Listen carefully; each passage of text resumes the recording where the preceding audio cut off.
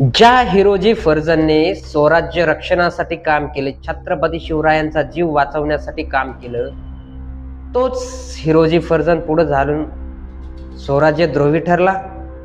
याचं कारण काय आहे? जेव्हा छत्रपती शिवाजी महाराज होते, त्यांच्या संगतीत त्यांनी राहिले, त्यांनी तेव्हा आपल्या जीवाची बाजी लावून स्वराज्य रक्षणासाठी काम केलं.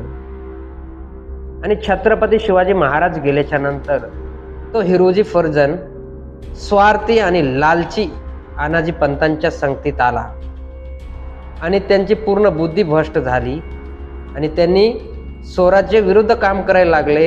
एवढंच काय तर मुघलांसंग हात मिळवणी सुद्धा केली होती.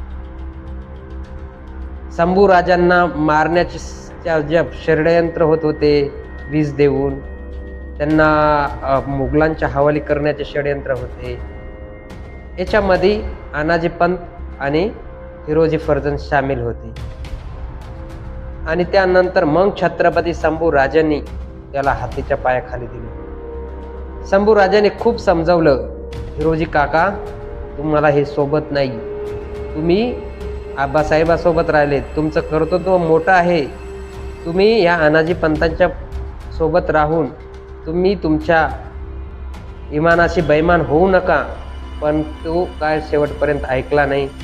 आणि मग शेवटी काय, शंभू राजांना ते करावं लागलं जे त्यांना कधी ते आवडत पण नव्हतं.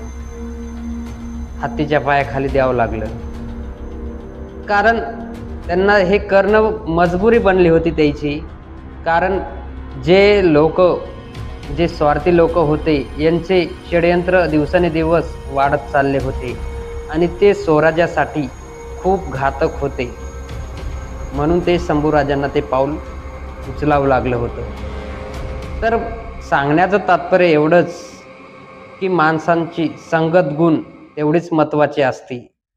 कारण माणूस कधी कधी भावनेच्या भरामध्ये आपल्या सोबतच्या लोकांच्या विचारामध्ये अटकून आपलं कर्तव्य विसरून आपण कधी आपल्या इमानाशी बैमान होतो हे कळत नाही. मित्रांनो, तुम्हाला हा व्हिडिओ कसा वाटला कमेंटमध्ये नक्की सांगा आणि व्हिडिओ आवडला तर लाईक करा. जय शिवराय, जय शंभूराजे.